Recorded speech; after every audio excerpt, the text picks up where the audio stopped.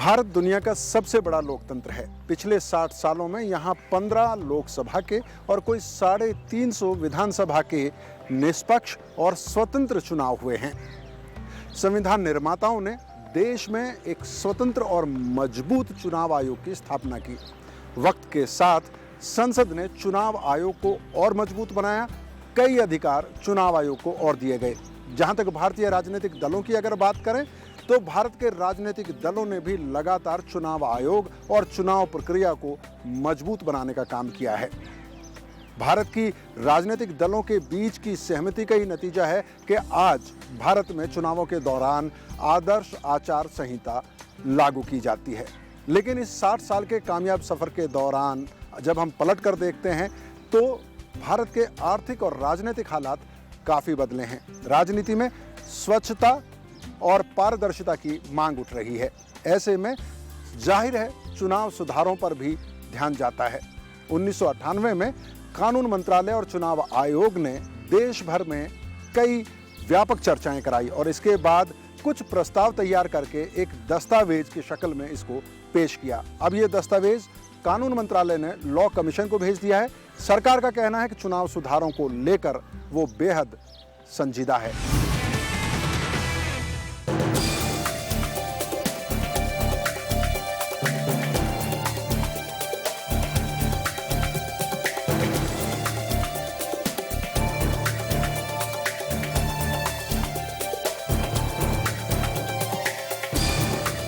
चुनाव प्रक्रिया को बेहतर बनाने के लिए बीते कई दशक से सरकार, राजनीतिक दलों और चुनाव आयोग ने अहम पहलकदमी की है।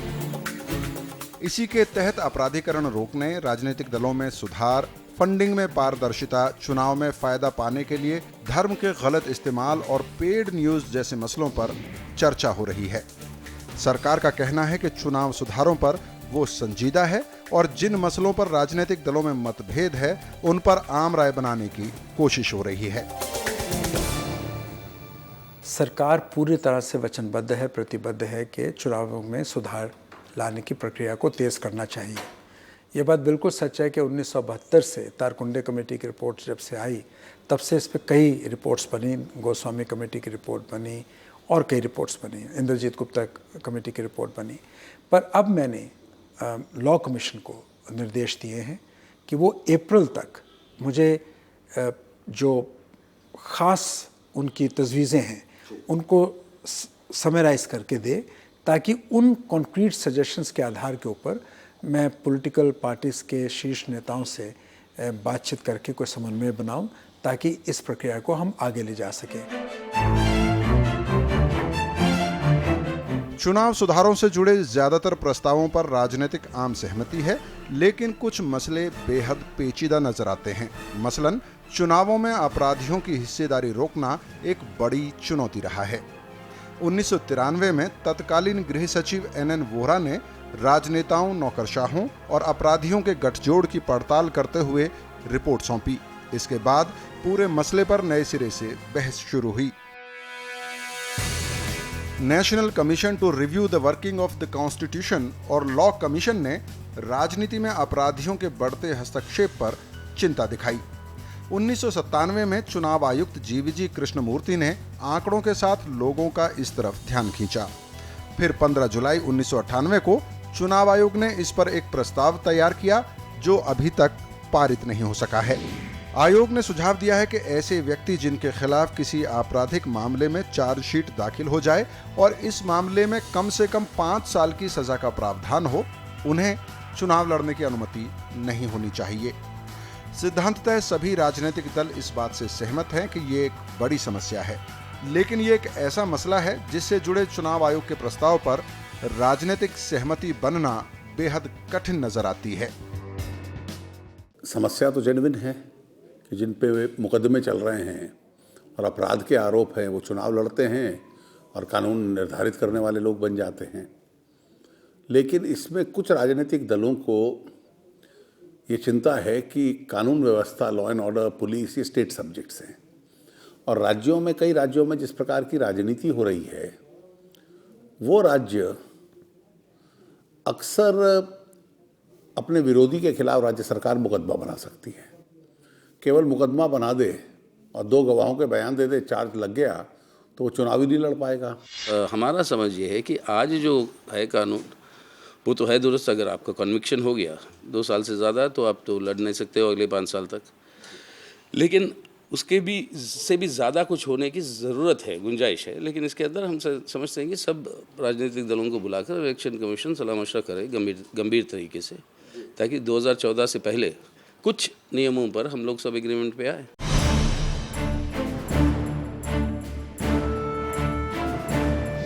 तकरीबन हर राजनीतिक दल में इस मसले पर पसोपेश के हालात देखने को मिल रहे हैं। जाहिर है ऐसे हालात में रास्ता सरकार के लिए भी आसान नहीं है। ये बहुत पेचीदा सवाल है, इस पे बहुत गहरे मतभेद हैं। मेरा पर्सनल विचार है, और मैं आज लॉ मंत्री के तौर पर नहीं कह रहा हूँ, मेरा पर्सनल विचार है कि जिस तरह की राजनीति आज देश में हो रही है, जिस तरह का माहौल है, किसी भी राजनेता पर झूठा इल्ज़ाम लगा के चार्ज फ्रेम करा देना कोई बहुत बड़ी बात नहीं है। और अगर सिर्फ चार्ज के आधार के ऊपर उस तरह के नेताओं को हमारे को चुनावी प्रक्रिया से वंचित रखना है, तो मैं समझता हूँ कि एक बहुत सोच समझ के फैसला करना होगा। हालांकि चुनाव आयोग का मानना है कि ये एक बेहतर प्रस्ताव है और इसमें राजनीतिक दलों की आशंकाओं को ध्यान में रखा गया है। आयोग के अनुसार प्रस्ताव में ये सुझाव भी दिया गया है कि कैसे इस प्रावधान का दुरुपयोग रोका जाएगा। इसको नज़र में रखते हुए ये प्रपोजल में 2 चीज़ें हैं। एक है कि कोर्ट में ये चार्ज फ्रेम होना चाहिए, और एक प्रिकॉशन का इसमें मुद्दा ये भी है कि 6 महीना पहले ये इलेक्शन के साथ साथ नहीं हो और इलेक्शन अनाउंसमेंट होने के साथ साथ नहीं हो, बल्कि 6 महीना पहले ऐसे चार्जेस कोर्ट में फ्रेम होना चाहिए। अपराधियों को चुनाव लड़ने से रोकने को लेकर अभी राजनीतिक आम सहमति बनती हुई नजर नहीं आ रही है, लेकिन इस मुद्दे के अलावा एक और अहम मुद्दा है जो चुनाव सुधारों से जुड़ा हुआ है, और वो है चुनावों में पैसे का अंधाधुंध इस्तेमाल। पैसे के अंधाधुंध इस्तेमाल को रोकने के संबंध में कई सुझाव आते रहे हैं। चुनाव आयोग ने राजनीतिक दलों के चंदा जमा करने के तरीके में पारदर्शिता पर जोर दिया है। इसके अलावा राजनीतिक पार्टियों को होने वाली कॉरपोरेट फंडिंग पर भी बहस हो रही है। हमारा इसके अंदर एक मानना है, और ये बात अफसोस की बात है, सिर्फ हम ही कह रहे हैं, कोई और समर्थन नहीं दे रहा है हमें। हमारा ये कहना है कि कॉरपोरेट डोनेशंस जो पॉलिटिकल पार्टीज़ को होते हैं उसको बैन करिए। जैसे हम ज़्यादातर, हमें तो कॉर्पोरेट डोनेशन तो सबसे कम ही मिलते हैं, लेकिन जैसे हम जनता के पास जाकर जो पब्लिकली फ़ंड इकट्ठा करते हैं, मतलब उस तरीके से करें। अगर कॉर्पोरेट्स को फ़ंड करना है तो अच्छी बात है, वो उनको भी करना चाहिए देश की जनतांत्रिक व्यवस्था को मजबूत करने के लिए। वो अपना फ़ंड जमा करे इलेक्शन कमीशन के पास, या ऐसी कोई व्यवस्था सरकार बनाए जहाँ पर वो पैसे का इस्तेमाल हो आपके स्टेट फंडिंग के लिए। पार्टियों को होने वाली फंडिंग का सोर्स सार्वजनिक करने की मांग भी कई हलकों में उठी है। कुछ लोगों का मानना है कि जब तक फंडिंग का स्रोत उजागर नहीं होगा तब तक भ्रष्टाचार के मुद्दे हल नहीं हो पाएंगे। जिस तरह पार्टीज अपना फंड्स रेस करती हैं, और चाहे जो भी पार्टी हो, वो जब फंड्स रेस करती है तो जो देता है पैसा वो ज़रूर चाहेगा और डिमांड करेगा कि हमें फेवर किया जाए। तो जो गवर्नमेंट इलेक्ट हो जाती है वो किसी ना किसी रूप में वो ऑब्लिगेशन पूरा करना पड़ता है उसको, और वहीं आते ही है एक बायस आ जाती है पॉलिसी में, इंडिपेंडेंस नहीं रहती पॉलिसी मेकिंग में। Political funding is the biggest source of corruption in this country. राजनीतिक पार्टियों को मिलने वाले गुप्त चंदों पर लगाम कसने के लिए स्टेट फंडिंग का विकल्प भी दिया जाता है। स्टेट फंडिंग में ये व्यवस्था होती है कि हर राजनीतिक दल के चुनावी खर्चे का भार सरकार उठाए। बीते कई दशकों से ये मांग अलग अलग पार्टियों ने उठाई भी है। देश में काले धन को राजनीतिक चंदे में तब्दील होने से रोकने के वास्ते भी इस विकल्प को कारगर बताया जाता है। हालांकि इस मुद्दे पर राजनीतिक पार्टियों के अलावा विशेषज्ञों की राय में भी भारी अंतर है। पूर्व मुख्य चुनाव आयुक्त JM लिंगदोह और SY कुरैशी ने इस प्रस्ताव को बेकार और गैर जरूरी करार दिया है। कुछ लोगों का मानना है कि इससे सरकार पर आर्थिक बोझ बढ़ेगा। हमारा पूरी तरह से मन इसके ऊपर खुला है, खुले मन से हम विचार करेंगे।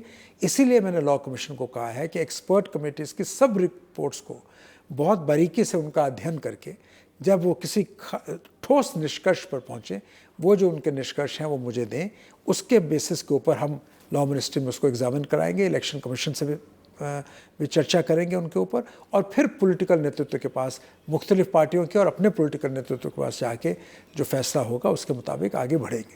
पूरा हमारे देश का जितने सारे राजनेता है, अलग अलग राजनीतिक दल, इन लोग को मिल के बैठ के इस विषय के ऊपर करना चाहिए। मैं मानता हूँ ये एक अच्छा रास्ता है अगर स्टेट फंडिंग ऑफ इलेक्शन हो जाए कि सरकार सारे चुनाव का खर्चा देनी। चुनाव आयोग और भारतीय राजनीतिक पार्टियों के सामने पेड न्यूज़ का मसला एक बड़ी चुनौती बनकर उभरा है। चुनाव आयोग का कहना है कि पेड न्यूज़ यानी कि पैसे लेकर किसी उम्मीदवार के पक्ष में छापी गई खबर लेवल प्लेइंग फील्ड को खराब करती है। 2011 में चुनाव आयोग ने एक चर्चा के बाद ये प्रस्ताव रखा कि पेड न्यूज़ को अपराध की श्रेणी में रखा जाए और इस संबंध में जल्दी ही संसद एक कानून पास करे।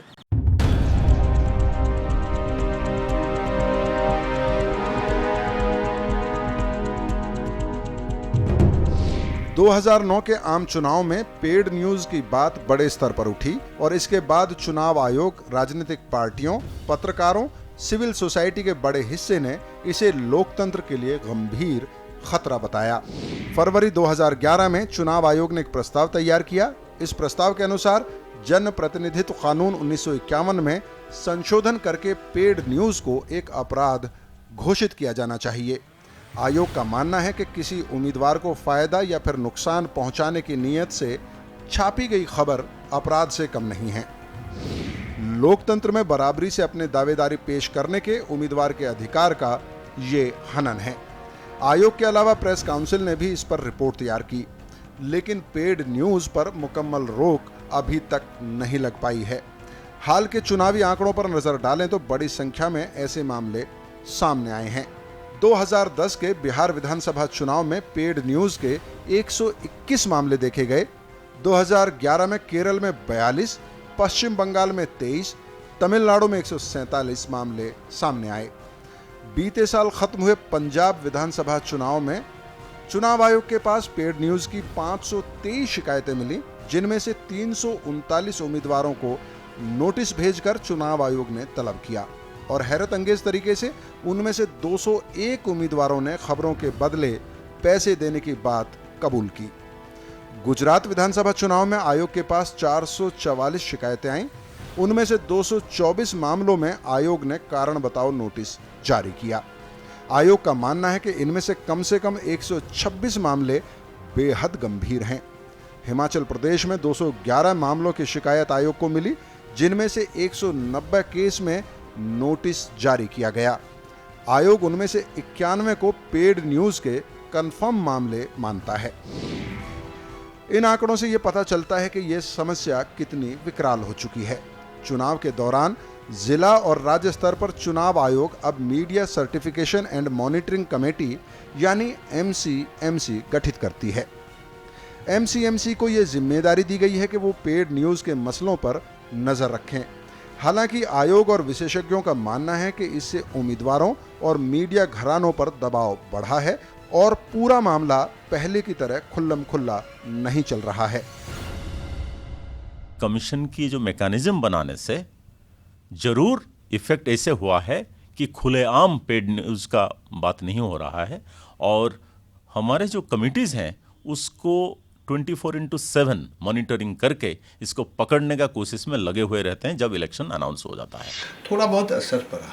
हम नहीं कह रहे कि बिका हुआ खबर पेड न्यूज़ बंद हो गया, मगर थोड़ा बहुत असर पड़ा। निर्वाचन आयोग बहुत सारे राज्य में कारण दिखाओ नोटिस देगा, हज़ारों कारण दिखाओ नोटिस दिया। गुजरात में, तमिलनाडु में, केरल में, बिहार में, अलग अलग राज्यों में। तो मैं नहीं मान रहा हूँ कि इसका कोई असर नहीं पड़ा। अब जो पैसे देते हैं, जो घूस देते हैं और घूस लेते हैं, वो थोड़ा बहुत सतर्क हो गए, मान लिया। मैं ये भी माना कि एकदम बंद नहीं हुआ, इसके पहले तो ये भी नहीं था। पेड न्यूज एक ऐसा मामला है जिस पर कोई राजनीतिक मतभेद नहीं है। सभी राजनीतिक दल एक राय से चुनाव आयोग के प्रस्ताव का समर्थन करते हैं और सरकार भी इस मसले पर गंभीर नजर आती है। पेड न्यूज़ एक हकीकत है, ये एक तरह का लुभावन है। इससे मतदाताओं को इन्फ्लुएंस करने की पूरी कोशिश होती है। जिनके पास लाखों करोड़ों रुपए हैं वो इसका इस्तेमाल कर सकते हैं और दूसरे कैंडिडेट जिनके पास इतना धन नहीं है वो नहीं कर सकते। इलेक्टोरल प्रोसेस में, चुनावी प्रक्रिया में धन का जो असर है, ख़ास तौर पे ब्लैक मनी का जो असर है, उसको हम एलिमिनेट करें, ऐसी मेरी मानता है। पैसे की प्रभाव, जाति का प्रभाव, आपका अपराधियों का प्रभाव, इसके चलते हुए हमारे जैसे पार्टियां तो अब चुनाव लड़ने के लिए ही बड़ी मुश्किल हो रही है हमारे। अब उसके ऊपर आया ये पेड न्यूज़ वाला। अब ये देखिए अजीब गरीब है, पेड न्यूज़ के ना होने के बावजूद भी अगर 2 लाख ट्रेड यूनियन के लोगों को हम जमा करेंगे दिल्ली में भ्रष्टाचार के खिलाफ और महंगाई के खिलाफ, उसके बारे में कोई खबर नहीं छपेगी कहीं, बल्कि शायद एक आध अखबार में 9वीं पेज पे खबर छपेगी कि इजरायली की वजह से ट्रैफिक में कितना डिस्टर्बेंस परेशानी हुई। लेकिन जिस मुद्दे पर आए लाखों लोग, वो तो छपेगी नहीं। देखिए, पेड न्यूज़ चुनाव की स्वतंत्र प्रक्रिया में हस्तक्षेप है और पेड न्यूज़ को समाप्त करने की आवश्यकता है। पेड न्यूज़ पे प्रतिबंध लगे और पेड न्यूज़ अपराध बने, अखबार के खिलाफ भी और उम्मीदवार के खिलाफ भी। राजनीति का अपराधीकरण, पेड न्यूज़ और चुनावों में पैसे का अंधाधुंध इस्तेमाल रोकने के अलावा भी कई पेचीदा और अहम मसले हैं जिन पर बहस की ज़रूरत है। और एक ऐसा ही मसला उठाया है भारत के उपराष्ट्रपति मोहम्मद हामिद अंसारी ने।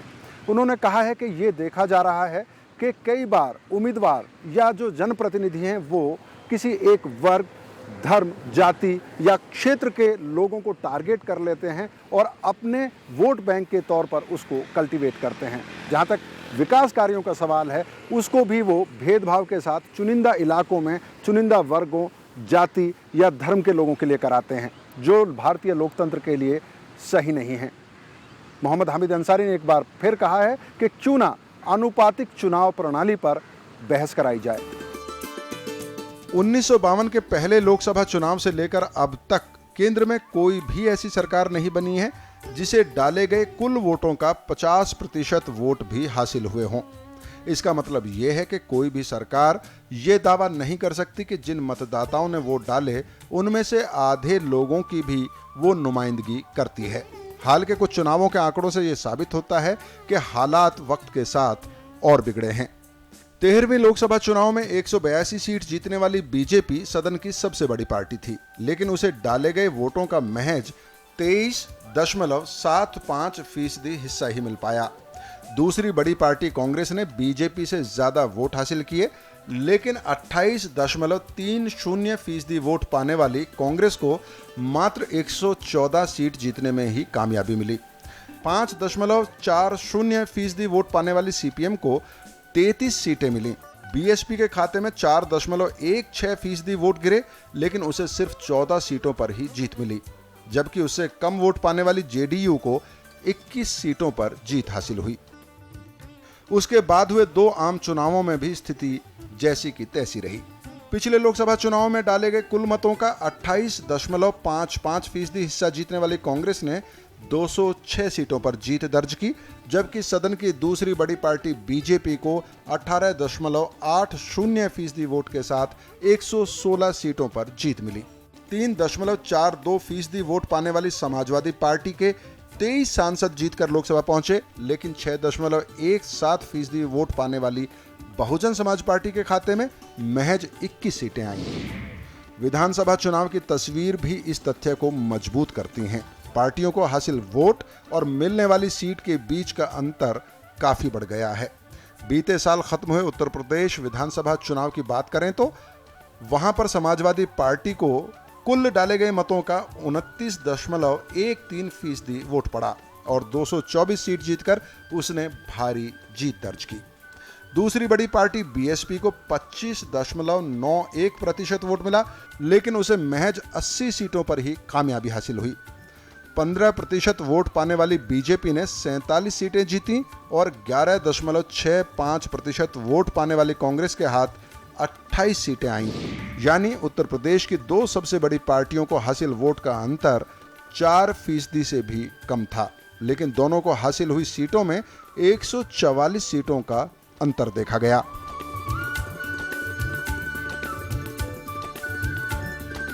उपराष्ट्रपति ने जिस बहस की शुरुआत की है, सरकार उस बहस में शामिल होने को तैयार है।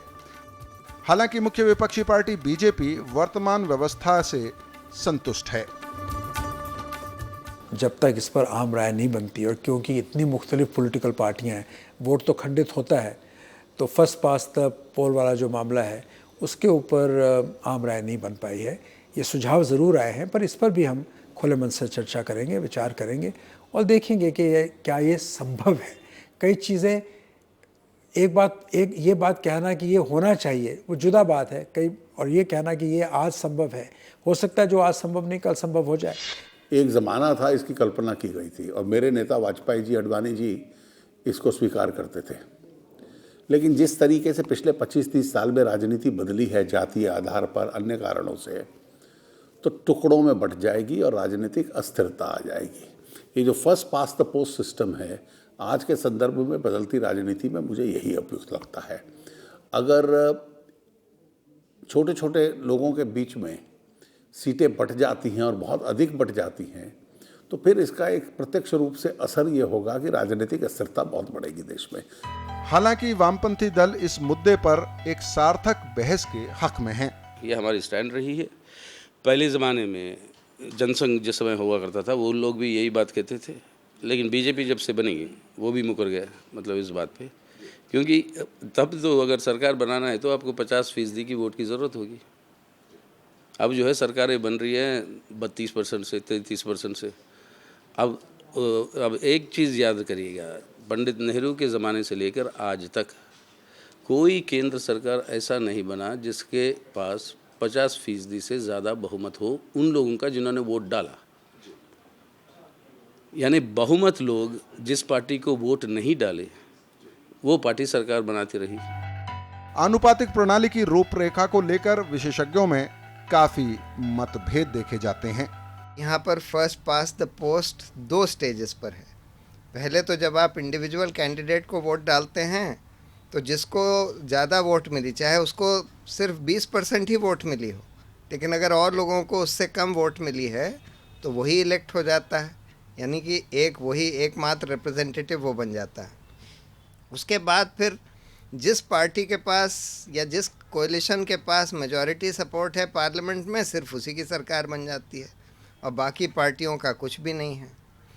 तो इसको ठीक करने के लिए अगर प्रोपोर्शनल रिप्रेजेंटेशन हम ले आएँ तो पहली बात तो लोग खुलकर वोट देंगे।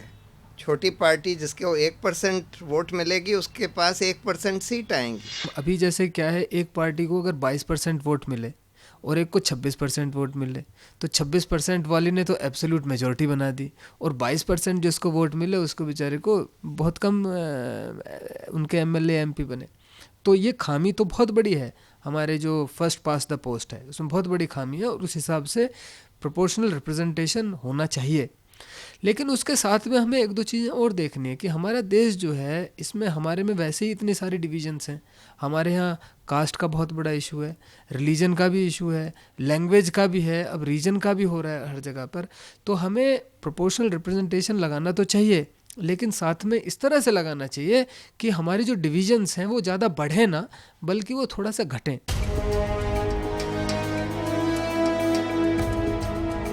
कम वोट प्रतिशत के कारण सही नुमाइंदगी नहीं होने की बहस राजनीतिक हलकों में काफी पुरानी है। इसके मद्देनजर समय समय पर यह मांग भी उठी है कि मतदाताओं के पास राइट टू रिजेक्ट होना चाहिए।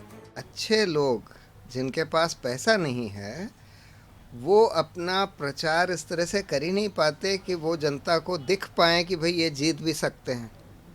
तो इसलिए लोग मजबूर होकर वही जो जिनके पास पैसे होते हैं, बड़ी बड़ी पार्टियों से होते हैं, उन्हीं में से एक को वोट डालते हैं और उन्हीं में से एक चुन लिया जाता है। अगर उनके पास चॉइस ये हो कि सबको रिजेक्ट कर सकें तो कई बार वो रिजेक्ट कर देंगे और फिर उन लोगों को चुनाव नहीं लड़ने दिया जाना चाहिए। लेकिन इस मांग पर भी राजनीतिक आम सहमति नहीं है और चुनाव आयोग का मानना है कि मतदान में लोगों की भागीदारी बढ़ाकर इससे निजात पाई जा सकती है। चुनाव में होने वाले खर्च को देखते हुए भी राइट टू रिजेक्ट से कुछ विशेषज्ञ असहमति जता रहे हैं। बेटर ये हो कि जो कोई कैंडिडेट से अपोज हैं, जो कैंडिडेट खड़े हो रहे हैं, तो वो लोग एज अ या तो पार्टी के रूप में या इंडिपेंडेंस के रूप में खड़े हों और अपनी जो प्रोग्राम है, पॉलिसीज़ हैं, उसको अपना बताएं पब्लिक को।